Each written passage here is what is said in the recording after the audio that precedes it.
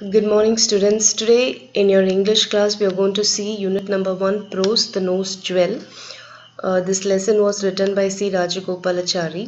The nose jewel, அதோட அர்த்தம் என்ன அப்படின்னா நம்மளோட நோஸில் அதாவது மூக்கில் அணியக்கூடிய ஒரு நகை அதான் வந்து நோஸ் ஜுவல். நம்ம வீட்டில் இருக்கிற அம்மா பாட்டி எல்லாருமே போட்டிருக்கதை பார்த்துருப்பீங்க. இந்த மூக்குத்தின்னு சொல்லுவாங்க. அதுதான் இந்த டைட்டிலோட மீனிங். ஸோ இதை வச்சு ஒரு லெசன் வந்து நம்மளுக்கு கொடுத்துருக்காங்க. Before getting into the lesson, we'll complete a small warm-up. What are the life lessons that you can learn from the birds? Match the birds with the characters given in the box and fill in the blanks. So இங்கே லெஃப்டில் கொடுத்துருக்குற பேர்ட்ஸ்க்கு ஒத்து போகிற சில characters வந்து இங்கே மேலே கொடுத்துருக்காங்க.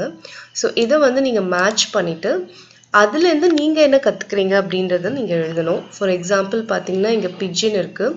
பிஜின் is very very time conscious. So time கான்ஷியஸ்னஸ்லேருந்து நீங்கள் என்ன லெசன் லேர்ன் பண்ணுறீங்கன்னு பார்த்தீங்கன்னா be on time to school. So நம்ம எங்கே போனாலும் டைமுக்கு போகணும் அப்படின்ற லெசன் நம்ம லேர்ன் பண்ணுறோம். ஸோ அதே மாதிரி வந்து இங்கே வந்து ரூஸ்டர் இருக்குது ஆர் காக். ஸோ ரூஸ்டர் வந்து என்ன மீன் பண்ணுதுன்னு பார்த்தீங்கன்னா அரைஸ் அண்ட் அவேக். நம்ம எல்லாருக்குமே தெரியும் காலையில் சேவல் தான் நம்மள சவுண்ட் அது எழுப்புகிற சவுண்ட்னால தான் நம்ம எல்லாருமே வந்து எழுந்திருப்போம். ஸோ அதனால arise and awake. So arise and அவேக்னால நீங்கள் லேர்ன் பண்ணுற லெசன் என்னன்னு பார்த்தீங்கன்னா arise and awake till the goal is ரீச்டுன்னு சொல்லி சுவாமி விவேகானந்தா சொல்லியிருக்காரு. ஸோ அதாவது வந்து எப்போதுமே வந்து நம்ம வந்து ரொம்ப வந்து பிரிஸ்காக எல்லாத்துலேயும் வந்து ஈடுபாட்டோடு செய்யணும் அப்படின்ற லைஃப் லெசன் தான். ஸோ அப்படி இருந்தீங்கன்னா உங்கள் ஸ்டடீஸ்லேயும் நீங்கள் வந்து டெஃபினட்டாக வந்து you will achieve good results. So அந்த மாதிரி இங்கே க்ரோ, பீகாக், ஈகிள் அண்ட் குக்கு கொடுத்துருக்காங்க. ஸோ இந்த பேர்ட்ஸ் கிட்டேருந்து நீங்கள் என்ன லைஃப் லெசன்ஸ் கற்றுக்குறீங்க, அதாவது அந்த பேர்ட்ஸோட குவாலிட்டிஸ் என்னன்றதை இங்கேருந்து சூஸ் பண்ணி இங்கே எழுதிடுங்க. எழுதிட்டு அதுலேருந்து நீங்கள் என்ன லைஃப் லெசன் கற்றுக்குறீங்க அப்படின்றத ரைட் ஹேண்ட் சைட் காலமில் எழுதணும். This is a warm up. Now let's get in to the lesson. Ramaya was a simple man living in the town. He lived with his wife in a nice house made of tiled roofs. He was not rich, but he could take care of his family. 2 sparrows built a nest in a nice spot in the roof of Ramaya's house, and the mother bird laid her eggs in it. "My dear," began the male sparrow. "And what do you want now?" asked his wife. "Why does the lady of this house always quarrel with her husband?" "How am I to know?" said the female bird. "Let us mind our own business." "You are always self-centered," said the male sparrow, and added, "Should we not help this poor Ramaya?" The female sparrow said with disdain, "Let me see what help you can do for him. Please do not talk about what does not concern us. See that the cat does not come near our nest. That would be enough for you and me." Somewhere in the muck heap lay a diamond nose jewel. The male bird picked it up and came to the nest with a shining stud in his beak and said to his wife, "Look, do you like this?" The wife bird replied, "What am I to do with diamond nose studs or with earrings? Find some grub, the young ones are hungry."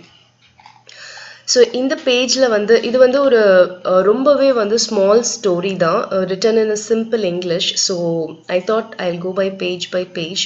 நீங்கள் வந்து அதை read பண்ணும்போதே வந்து உங்களுக்கு புரியும். So Ramaiah அப்படிங்கிற ஒரு man வந்து ஒரு டவுனில் வந்து வாழ்ந்துட்டுருக்காரு. அவரோட ஒய்ஃபோட ஒரு டைல்டு ரூஃப்னா ஓட்டு வீடு. அந்த ஓட்டு வீடில் இருக்கிற ஒரு ஓட்டு ரூஃப் போட்டிருக்கிற ஒரு வீட்டில் ராமையாவும் அவங்க ஒய்ஃபும் வாழ்ந்துட்டு வராங்க.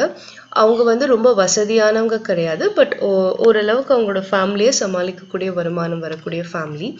ஸோ அவங்க வீட்டோட அந்த டைல்டு ரூஃப், அந்த டைலில் அந்த ஓடில் வந்து 2 ஸ்பேரோ வந்து கூடு கட்டி வாழ்ந்துட்டுருக்கு. ஸோ அதில் வந்து பார்த்திங்கன்னா அந்த ஃபீமேல் பேர்டு வந்து முட்டை போட்டிருக்கு. அப்போ வந்து மேல் ஸ்பேரோவும் ஃபீமேல் ஸ்பேரோவும் பேசிக்கிற மாதிரி ஒரு கான்வர்சேஷன் கொடுத்துருக்காங்க. மேல் ஸ்பேரோ வந்து ஃபீமேல் ஸ்பேரோ கிட்ட கேட்குது, எதுக்காக ராமையாவோட ஒய்ஃப் எப்போவுமே வந்து ராமையா கிட்ட சண்டை போட்டுகிட்டே இருக்காங்க அப்படின்னு கேட்குது. அதுக்கு வந்து ஃபீமேல் பேர்ட்ஸ் வந்து எனக்கு எப்படி தெரியும், நம்மளோட வேலையை நம்ம பார்க்கலாம் அப்படின்னு சொல்லுது. அதுக்கு மேல் ஸ்பேரோ சொல்லுது, ஸ்பேரோ மீன்ஸ் குருவி, உங்கள் எல்லாருக்குமே தெரிஞ்சிருக்கும். நீ எப்போதுமே ரொம்ப சுயநலமாக இருக்க, நம்ம வந்து ராமையாவுக்கு ஹெல்ப் பண்ணணும் அப்படின்னு சொல்லுது. அப்போ ஃபீமேல் ஸ்பேரோ கேட்குது கொஞ்சம் வெறுப்போட, நம்மளால என்ன ஹெல்ப் செய்ய முடியும், மற்றவங்கள பற்றி எதுக்கு நீ பேசிகிட்டே இருக்க, நம்மளோட வேலையை நம்ம பார்க்கலாம், நம்மளோட கூடு கிட்ட வந்து கேட்டெல்லாம் வராமல் நம்ம பார்த்துக்கணும், நம்மளோட யங் ஒன்ஸை நம்ம ப்ரொடெக்ட் பண்ணணும் அப்படின்னு சொல்லுது. ஸோ ஏதோ ஒரு இடத்துல வந்து ஒரு குப்பை மேடில், மக் ஹீப்னா அந்த குப்பை குவிஞ்சிருக்கிற அந்த மேடு, அதில் வந்து பார்த்திங்கன்னா ஒரு டைமண்ட் நோஸ் ஜுவல் வந்து இருக்குது, டைமண்ட் வைர மூக்குத்தி இருக்குது. அதை வந்து இந்த மேல் பேர்டு வந்து எடுத்துகிட்டு வந்து நெஸ்ட்டுக்கிட்ட எடுத்துகிட்டு வந்து ஃபீமேல் பேர்ட் கிட்டே கேட்குது, இது உனக்கு பிடிச்சிருக்கான்னு கேட்குது. உடனே ஒய்ஃப் பேர்ட்ஸ் வந்து, நான் இதை வச்சு என்ன பண்ண போகிறேன், சாப்பிட ஏதாவது கொண்டு வாங்க, நம்மளோட குழந்தைங்களுக்கு பசியாக இருக்காங்க அப்படின்னு சொல்கிறாங்க. ஸோ இதுதான் வந்து இந்த ஃபர்ஸ்ட் பேஜில் இருக்கிற இந்த ஸ்டோரியோட மீனிங்ஸ். நெக்ஸ்ட் பேஜ் போகலாம். The bird dropped the diamond stud on the floor and went on in search of little worms for the young ones. Ramaya's wife noticed the jewel as she was sweeping the floor. She picked it up with delight and wore it. Ramaya questioned her angrily, "How did you get this diamond stud? I found it lying here yesterday and took it, that's all. We should go and hand it over to the village magistrate. If tomorrow the police should come and search our house, it will be disgrace to us." So இதில் வந்து பார்த்திங்கன்னா அந்த diamond jewel வந்து அந்த diamond மூக்குத்தியை வந்து இந்த மேல் Sparrow வந்து கீழே போட்டுடுது. ஸோ அப்போ ராமையாவோட ஒய்ஃப் வந்து ஃப்ளோரை வந்து ஸ்வீப், அதாவது பெருக்கும்போது அந்த மூக்குத்தி அவங்க கண்ணில் படுது. அதை அவங்க சந்தோஷமாக எடுத்து போட்டுக்கிறாங்க. ராமையா அதை பார்த்துட்டு கேட்குறாரு, உனக்கு இது எப்படி வந்ததுன்னு கேட்கும்போது அவங்க சொல்கிறாங்க, இது இங்கே ஃப்ளோரில் இருந்தது, நான் எடுத்து போட்டுக்கிட்டேன், அவ்வளோதான் அப்படின்னு சொல்கிறாங்க. அதுக்கு ராமையா சொல்லி, நம்ம வில்லேஜ் மேஜிஸ்ட்ரேட் கிட்ட போயிட்டு கொடுத்துடணும். மேஜிஸ்ட்ரேட் அப்படின்றவர் வந்து ஒரு ஜட்ஜ் ரேங்க்ல இருக்கவர், அவர்கிட்ட நம்ம கொண்டு போய் கொடுத்துடணும். நாளைக்கு வந்து போலீஸ் வந்து தேடினாங்கன்னா நம்மளுக்கு ரொம்ப அவமானமாக போயிடும், டிஸ்கிரேஸ்னா அவமானமாக போயிடும்னு சொல்கிறாரு. நெக்ஸ்ட் வந்து வேறொரு சீன் இதில் வந்து ஸ்டார்ட் ஆகுது. In Meenakshi Ammal's house nearby, the talk went thus.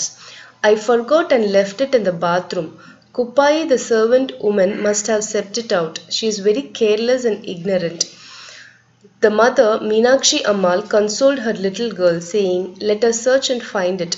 Don't tell father yet. He would go into a rage if he knew that you had lost the diamond nose stud."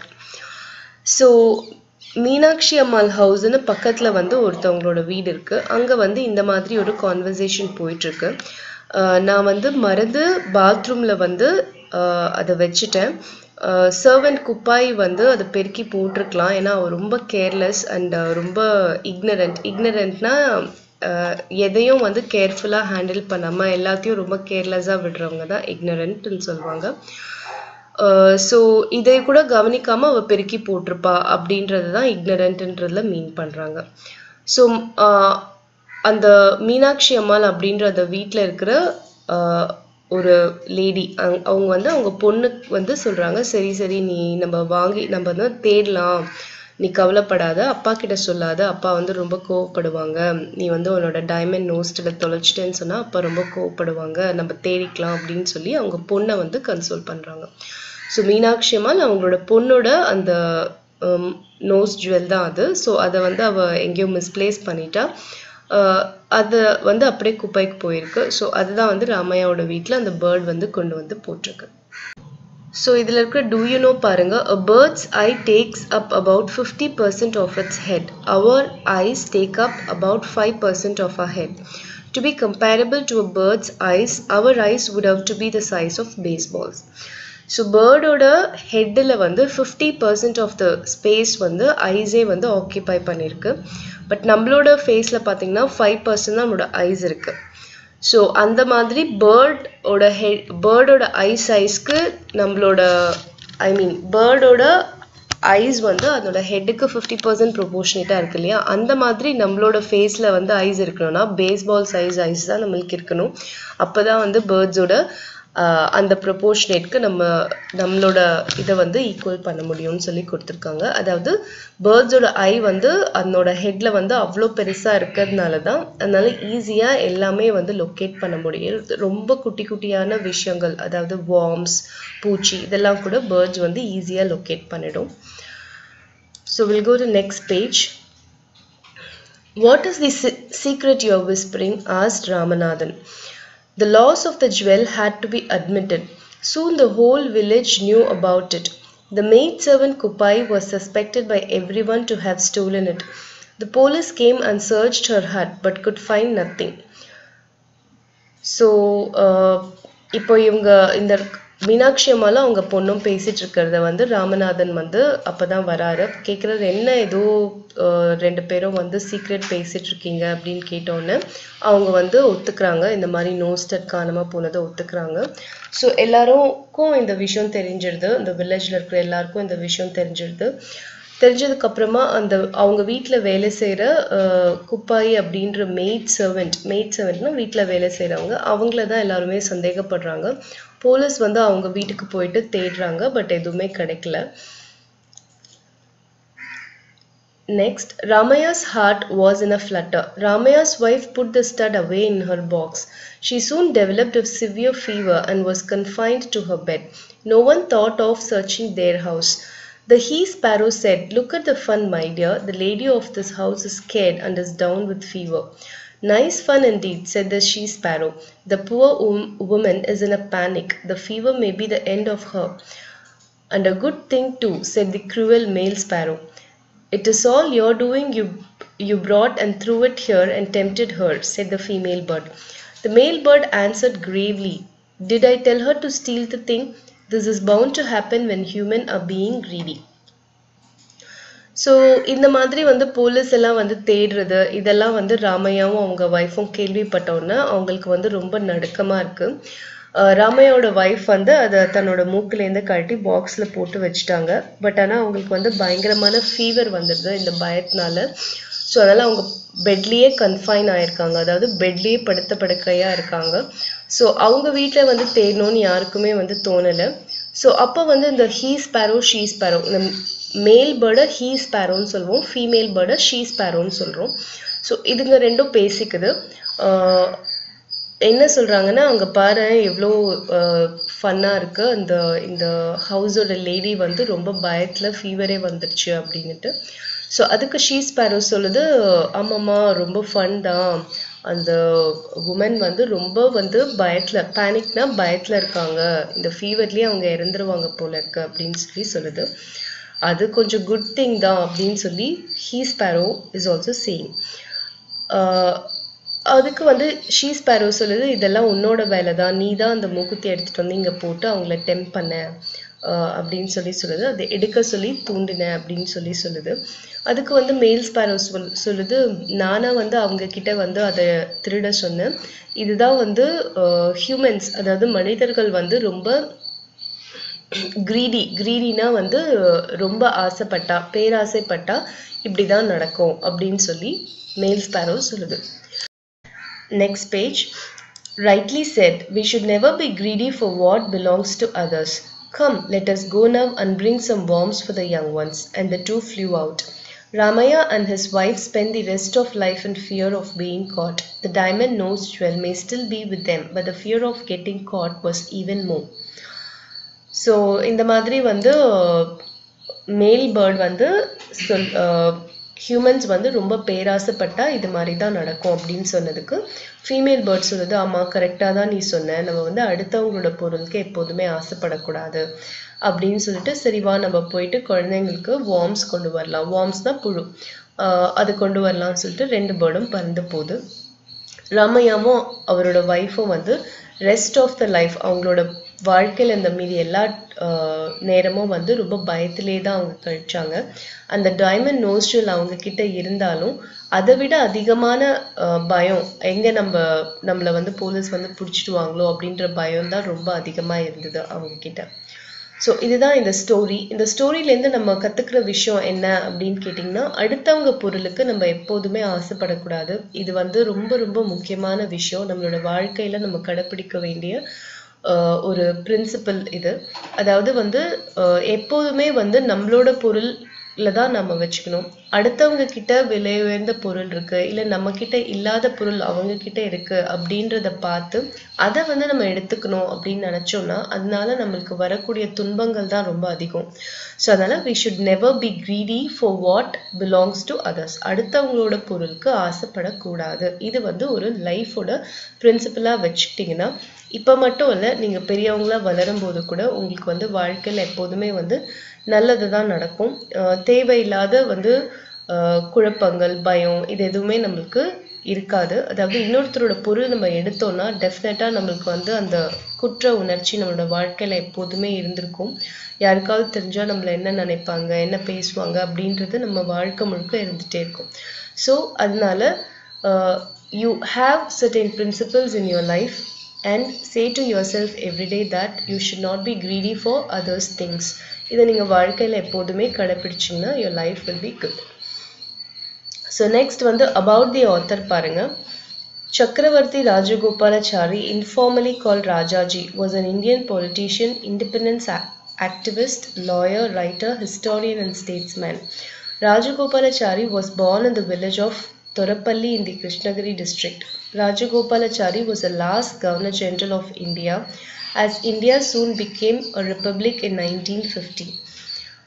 Furthermore, he was the first Indian-born Governor General since before him the posts were held by British nationals. He also served as leader of the Indian National Congress, Premier of the Madras Presidency, Governor of West Bengal, Minister for Home Affairs of the Indian Union and Chief Minister of Madras State.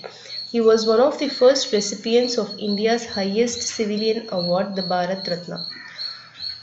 So Rajagopalachari அப்படிங்கிறவர் வந்து நம்ம இந்தியாவில் வாழ்ந்த ஒரு politician, அரசியல்வாதி, independence activist. நம்மளோட India சுதந்திரம் அடையணும் அப்படின்றதுக்காக ரொம்ப ஆக்டிவாக இருந்த ஒரு leader and lawyer, writer, historian and statesman. அவர் வந்து கிருஷ்ணகிரி டிஸ்ட்ரிக்டில் துரப்பள்ளி அப்படிங்கிற இடத்துல தான் பிறந்தார். Rajagopalachari was the last Governor General of India as India soon became a republic in 1950. So 1950 வந்து இந்தியாவுக்கு வந்து குடியரசு ஸ்டேட்டஸ் கிடைச்சிது. ஸோ அதனால அப்போ இருந்த லாஸ்ட் கவர்னர் ஜெனரல் வந்து ராஜகோபாலாச்சாரி தான். அதுக்கப்புறமா வந்து அந்த கவர்னர் ஜெனரல்ஸ் வந்து யாரும் வந்து இந்தியாவில் கிடையாது. So that was the last title. And then he was the first Indian born Governor General. Why? Because இதுக்கு முன்னாடி இந்த கவர்னர் ஜெனரல்ஸ் எல்லாருமே வந்து பிரிட்டிஷ் நேஷனல்ஸாக தான் இருந்திருக்காங்க. அவர் மட்டும்தான் வந்து Indian born governor general. So he was the first Indian born governor general. And அது மட்டும் இல்லாமல் அவர் வந்து இந்தியன் நேஷனல் காங்கிரஸ் பார்ட்டியோட லீடராக இருந்திருக்காரு, மெட்ராஸ் பிரசிடென்சியோட ப்ரீமியராக இருந்திருக்காரு, வெஸ்ட் பெங்காலோட கவர்னராக இருந்திருக்காரு, அண்ட் தென் மெட்ராஸ் ஸ்டேட்டோட சீஃப் மினிஸ்டராகவும் இருந்திருக்காரு. India's highest civilian award Bharat ரத்னாவோட அந்த அவார்டோட ஃபர்ஸ்ட் ரெசிபியன்ட்டும் இவர் தான். ஸோ இதுதான் வந்து ஆத்தரை பற்றின டீட்டெயில்ஸ் இங்கே கொடுத்துருக்காங்க. நெக்ஸ்ட் இந்த லெசனில் இருக்கிற க்ளாசரி நீங்கள் கம்ப்ளீட்டாக படிச்சுட்டு write it in your class work. எதுக்காக க்ளாசரி படிக்க சொல்கிறோம் அப்படின்னு பார்த்தீங்கன்னா, அப்போ தான் உங்களோட வொக்காபுலரி வந்து பில்ட் ஆகும். புது புது வார்த்தைக்கான அர்த்தங்கள் நீங்கள் தினமும் கற்றுக்கிட்டே இருப்பீங்க. ஸோ அதனால் இதை க்ளாசரி ஒரு தடவை கம்ப்ளீட்டாக படிச்சுட்டு இந்த ஸ்டோரியும் ஒரு தடவை ரீட் பண்ணி பாருங்கள். ரொம்ப சிம்பிள் இங்கிலீஷில் தான் இருக்குது. You can do it well. Next வந்து பார்த்தீங்கன்னா, you have this choose the correct synonyms இருக்குது, ஆன்டனியம்ஸ் இருக்குது. இது எல்லாமே வந்து you can do it on your own. And then fill in the blanks இருக்குது. சி இது வந்து பார்த்தீங்கன்னா நீங்கள் ஸ்டோரியிலேருந்து எடுத்து எழுதுகிற மாதிரி தான் இருக்கும். ஸோ இதுவும் நீங்கள் ட்ரை பண்ணுங்கள். And then true or false, that also you can try on your own. And then E and F வந்து 2 mark questions and paragraph questions. இது வந்து take help of some guide and read it. So அன்றைக்கி நடத்துகிற லெசனை வந்து அன்றைக்கே நீங்கள் முடிச்சிட்டிங்கன்னா it will be useful to you. நீங்கள் எக்ஸாம் போது தனியாக படிக்கணுன்ற அவசியம் இல்லை. ஸோ இந்த எக்ஸசைஸ் எல்லாமே நீ கம்ப்ளீட் பண்ணிவிடுங்க. எல்லாமே வந்து இட்ஸ் ஈஸி. ஏதாவது டவுட்ஸ் இருந்ததுன்னா call or comment பண்ணுங்க. I will clarify your doubts and thank you for watching this video.